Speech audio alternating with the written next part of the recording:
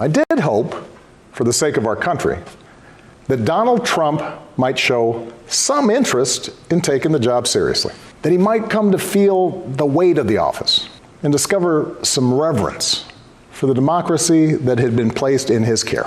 But he never did. Donald Trump hasn't grown into the job because he can't. And the consequences of that failure are severe. Remember back in 2016 when Trump asked, "What do you have to lose?" Well, now we know. Our health care, our jobs, our loved ones, our leadership in the world, and even our post office. This crisis is bad, and it didn't have to be this way. This crisis is on Donald Trump and the Republicans who enable him. On November 3rd, we will hold them all accountable. Who we still are. Compassionate, resilient, decent people whose fortunes are bound up with one another. And it is well past time for our leaders to once again reflect our truth. Make no mistake, the road ahead is not easy. We may stumble. We may fall short. But I pledge to you that we will act boldly and deal with our challenges honestly. We will speak truths, and we will act with the same faith in you that we ask you to place in us. We must elect a president who will bring something different, something better, and do the important work. A president who will bring all of us together, Black, white, Latino, Asian, Indigenous, to achieve the future we collectively want. We must elect Joe Biden. This is a life-changing election. This will determine what America is going to look like for a long, long time. Character is on the ballot. Compassion is on the ballot. Decency, science, democracy, they're all on the ballot. Who we are as a nation, what we stand for, and most importantly, who we want to be, that's all on the ballot. And this is a battle we will win, and we'll do it together. I'm a proud Democrat, and I'll be proud to carry the banner of our party into the general election. So it's with great honor and humility, I accept this nomination for President of the United States of America. Happy days are here again. I'm Barry Gordon. I'm Andre Coleman. And this is NewsRap, live at 5.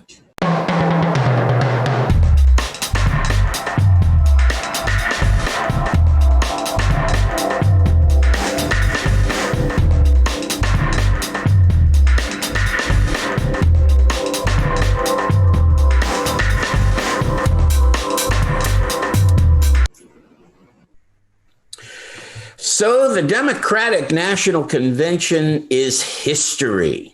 You know, I like that format. I like the way they did it. I like this better than when it's crowded.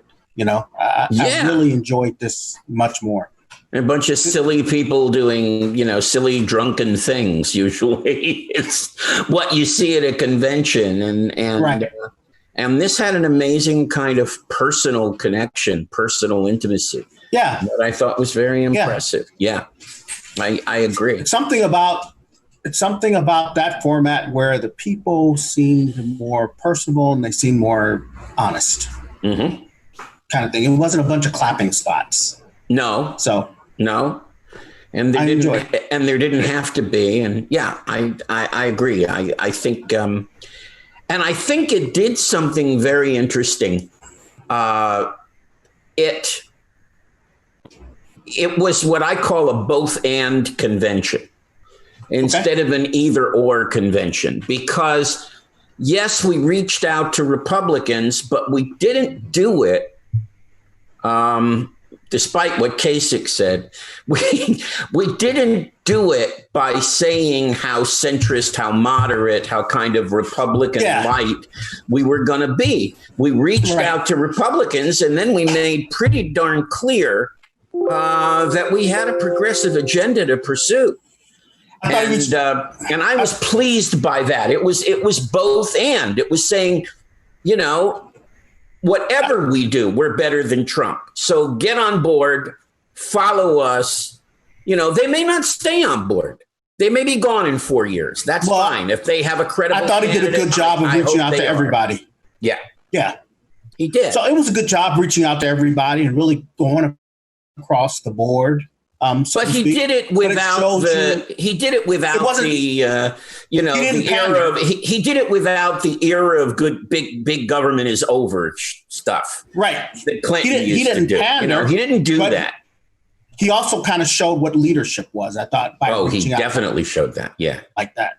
I thought that was a great example of what's been missing in the country. Now, is he going to follow through on everything? No, but that's the direction we're going. So let's see what happens. But is he going to try? And then the question is, who do we have that are going to, once he's in, the progressives have got to hold his feet to the fire, And everybody does. And, he's mentioned, lowering the Medicare age to 60, but he didn't mention it in his big speech.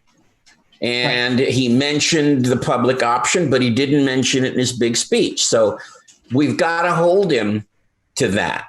What he mostly talked about in the big speech in terms of a program were jobs.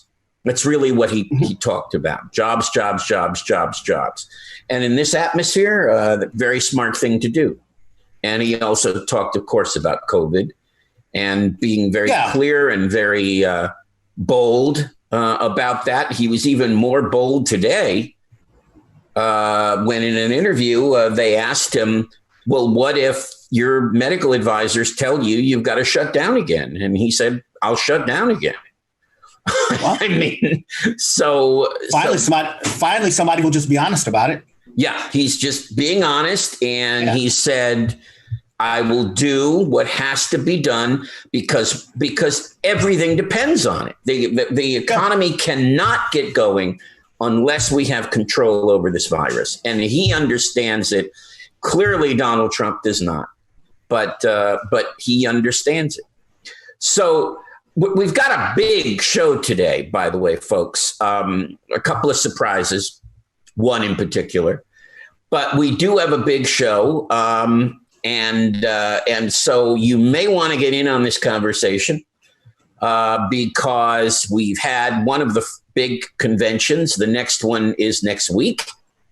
You may have a lot to say about that. So jump in if you want. Join the conversation on Facebook, and we'll see it up here as a chat. And we'll be glad to take your comments and questions. And then we've got a big local story also this week, and we're going to make plenty of time for that. So what do we expect to see next week? A train wreck. I think it'll be produced well. Everyone's saying that. I don't know if it's going to be a train wreck. I mean, he's going to have what? He's going to have Alice Johnson, right, who he pardoned. And so he's going to, try to appeal to people other than his base with that, certainly. The train wreck is going to be the train wreck will come, Barry, when people defend him. Yeah. Because he's indefensible. So when I say a train wreck, I mean, when people get up and say how great the last 4 years have been, that's a train wreck because we know what it has been. You can't say, hey, what a great car, and everybody knows it's a limit. You just cannot do that. And now, one thing he's not going to have that Biden had, there's one former Republican president, and he's not going to show up, at least as of now. We understand that George W. Bush is not going to be speaking. So who is going to be speaking? They're really, he doesn't have Colin Powell. He doesn't have George W. Bush. God, no, I would think he doesn't have Romney. So who, other than the people that have been standing up for him all along, how many, 100 or however many it was, or 700, I don't know, former national security people already said they're supporting Biden. Well, it will be former Republicans. To see. It will be interesting to see if the guys that he ran against last time, Cruz, Rubio, that bunch. Oh, they'll be there. They'll show. If they speak, that's where I think he will get his speakers from. Yeah, I think that's where he'll get his speakers from. But they've lost so much credibility that, as you say, what can they say? What really can they say? Exactly. So in that sense, I think it could be weird. It could be very strange. On the other hand, I do think it's going to be well produced. I think he may have some surprises. He may try to reach out to Latinos. He's got Alice Johnson. He may have some celebrities, Clint Eastwood. I don't know. He probably will have some of that.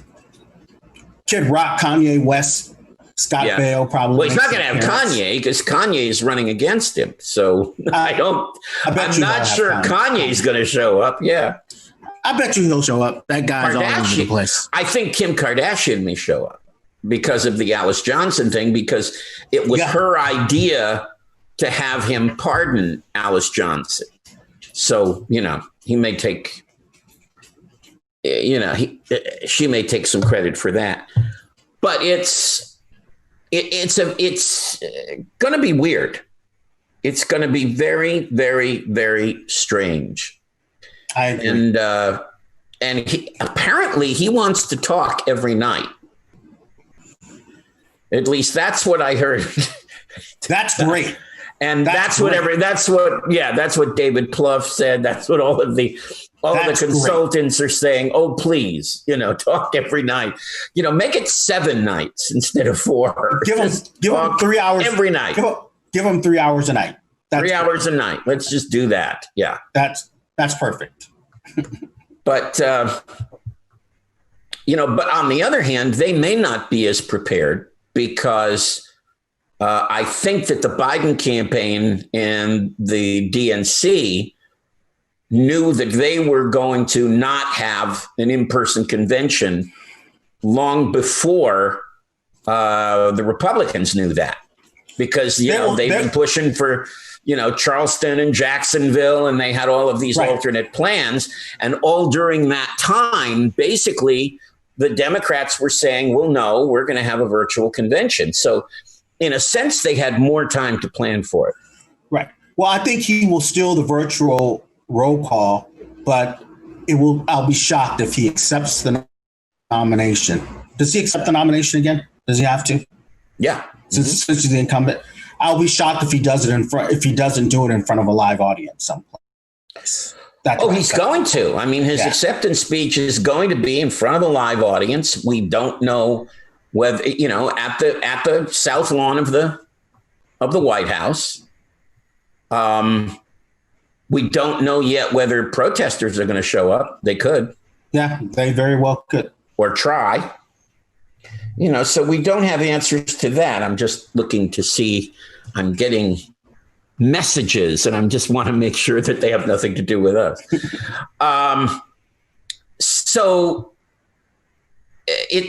But I do think that the Democrats are off to a very good start. I really do.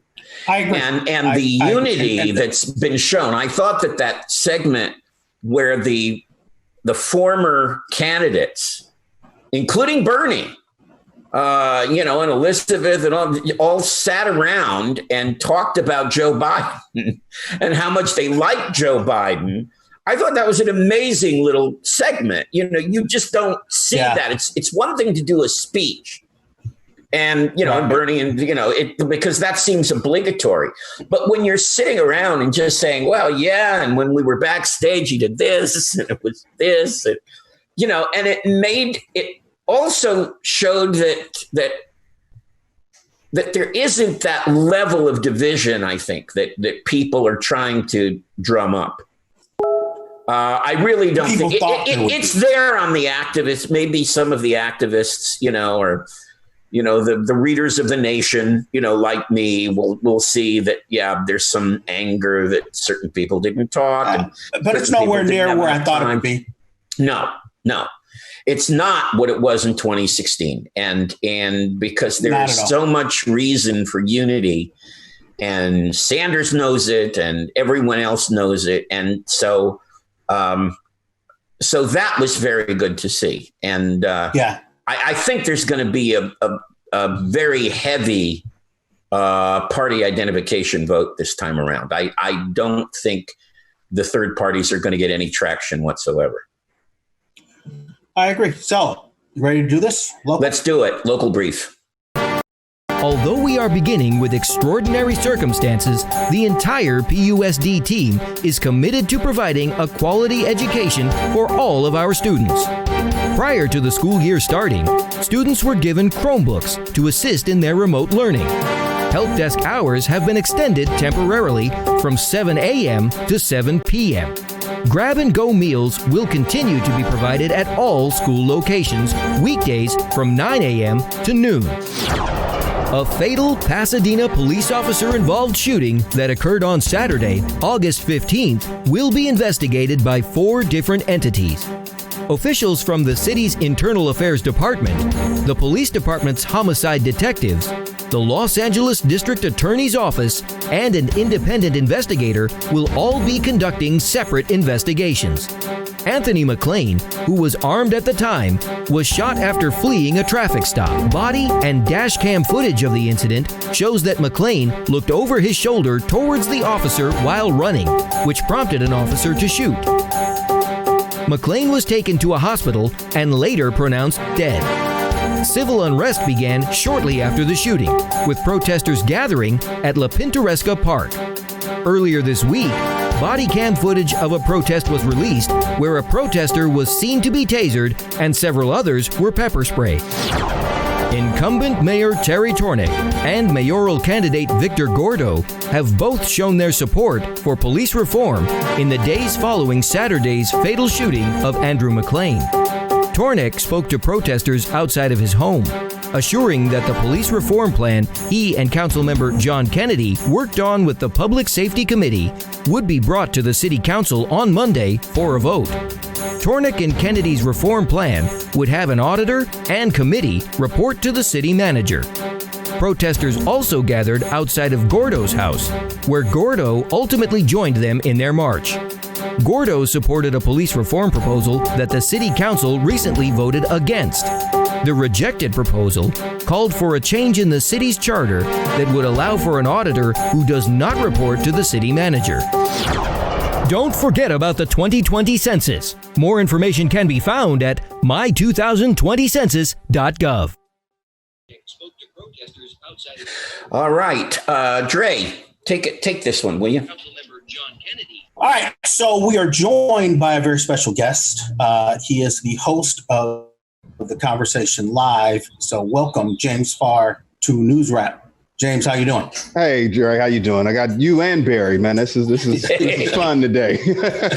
I'm usually in for one or the other, right? Right. It's a three-way. Here we go. So I'm not leaving, and you're here, which is rare for us. Right. So take us through this. Take us through this shooting. So for those who don't know, start at the beginning and bring us up to date where we are now. Okay, so on Saturday, the 15th of August, at about 7:53 in the evening, officers initiated a traffic stop because of a no front license plate, Raymond and Grandview. Just shortly after the stop, the driver was asked to come out of the car, had no license, suspended license, so they asked the passenger to get out of the car, Anthony McClain. McClain immediately ran, and very shortly thereafter, we hear gunshots. Chief Perez had told us, Andre, in a press briefing on Monday, that he was shot in the flank, that officers saw a gun, that video that we would see would also show a gun, show him throwing a gun, as well as him turning possibly to shoot at the pursuing officer. Video comes out on yesterday, and we don't see any of that. Yeah, the video, I thought, you see him make moves towards his waistband, but I could not tell what he had at all. I never clearly saw a weapon. You never see. That's not to say he didn't. That's not to say he didn't have one or he did have one. I'm just telling you that from the video, and I watched over and over and over, like I'm sure you did. I could not discern what he had in his hand at all. And I think that was really kind of what made it even worse, is one of the officers didn't turn on his body-worn cam until well after the shooting occurred. Correct. So take us through policy. Is that policy, not policy? Where things? It's certainly not in policy. Officers are required to activate their body-worn camera when they come into contact with the public. Perez doesn't know if the camera worked, if the officer just didn't do it. There's no explanation for that right now. But I found something that was very interesting, Andre. When you go back and look on the tape again, the footage, around the 3-minute 40-second mark, I slowed it up, I freeze framed it, and I noticed something. I want Jared to pull this picture up if you can, because Pasadena Black Pages is actually reporting this now. Do we have a picture of Jared? And that's Pasadena Black Pages on Facebook, right? Yes, so they're running a story on this. You see where his hands are, and you see where I can't see it yet. Oh, I don't. There okay, now I see it. Okay. And so you can see where his hands are. And if you just look right where the license plate is, you see his hands are blurred. That's what is known as down. It's redacted, right? Yeah, because of the license plate, correct? I don't know, but it seems a bit bizarre that what we're trying to see is his hands. We can't see his hands. And this is right in around the time that they believe that he was fiddling with or reaching for something, adjusting his pants, possibly reaching for a weapon, according to the Jared, police story. Can you bring that up, Jared, and let us just talk over it for a second? Yeah. So we can take a good look at it, and the audience can take a good look at it, because it keeps coming back down. Well, I think it's only for us. I think it's staying up for the audience. I think we're not seeing it because it keeps... As we talk, it goes to speakers. So. Right. So we did get a chance to look at it earlier. I thought, and it's speculation, that because his hands or part of his body is right over where the license plate would be. So maybe it's an effort to redact the license plate, but that's the critical moment of the video, as far as I'm concerned, because that's when you would probably fully be able to see if he has a gun or not. Yeah. Well, I obviously they have to redact, and that's for privacy concerns. And I understand it. I don't have an issue with the redaction. However, we need to see that unredacted. Yeah, I agree. And I don't believe, certainly can't speak for the driver of the vehicle, but given the circumstances, I don't think he would have much of an issue if, in fact, we're able to see one or two numbers, letters off of his plate. I just don't see that being a paramount concern for him. Well, let me ask this. Do we need to see that, or there are 4 different investigations going on? Do they need to see that first? The public needs to see it first, Barry. I mean, this is not, it will go through the investigative process. That process will take several months, and in some cases, several years. I mean, the investigation in the Christopher Ballou beating still has not been concluded. So the public cannot wait another day, months, or even a couple of years to see what we were told we would see on camera. And that's what's important here. We can't, and Andre and I both sat in that press briefing. We were told what we would see. Exactly. We don't see it. And not only were we told what we would see, James and I both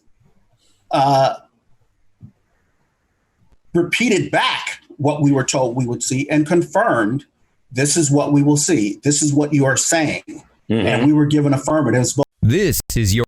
I did it once. He did it once. And obviously you didn't see it. Acted out how he was running. I mean, it was an hour and 47-minute press briefing. And more importantly, Barry, that press conference was live streamed for the public to see. And that's something that the public normally wouldn't have access to. We'd file a story. Normally it would be, they get it from us normally. This time they got it when we got it. Because And that's because of James live streamed it. So the Black Pages live streamed. Yes. So let me ask this: do we know if this officer has any history? We do not yet. We don't even know his name yet. We do not know the officers who conducted this traffic stop. We've been told we are going to receive that information. We didn't receive it then because they were concerned about that there would be threats to the officer. Now, this is what I was told yesterday. The chief did agree that the video was not clear, but he said both officers saw the weapon. He said he has a witness that saw the weapon, and they are testing the gun they found at the scene for DNA and fingerprints. That's what they're waiting to come back now. I do agree, however, that they should go to the driver who they said get permission. Well, they said the driver's been cooperative. So if he's been cooperative, go to the driver, get permission for it to be shown and show it so that we can see that freeze frame moment right there and say and express the opinions. You know, that's what it is. So I think we have a couple of comments. You want to yes, we do. And we're running out of time, but I think we can stay on through Facebook. Yeah. And I think we should do that for this. All right. So I think we have to go in terms of the live show. Jared, are we pretty much there? 30 seconds. Yes. Yeah, we want to see these comments. So stay with us because we'll keep this conversation going and talk about it. But in the meantime, we'll leave the live show now. So I'm Barry Gordon. I'm Andre Coleman. This has been NewsRap Live at 5, but don't go away if you're on Facebook because we're going to stay and with James Farr. We're coming right back. With James Farr. Absolutely.